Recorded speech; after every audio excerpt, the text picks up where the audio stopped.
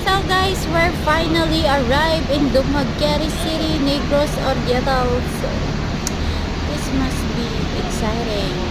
So we are riding a ship, barge, for 5 hours in the middle of nowhere, in the middle of the sea. So very kind of scary because the wind is so very strong, and I want to blow my mind during that time because my tummy aches.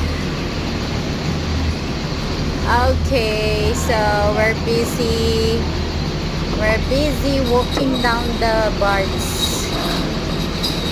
Okay, bye. Thank you.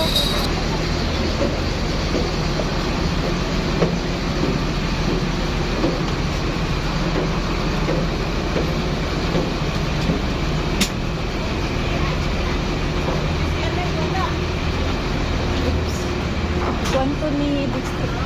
Tara niya. Oh, sila niyon. Ay, diba? Yan. Apply na ito. Dali na. Oh, welcome to the port of Dumaguete.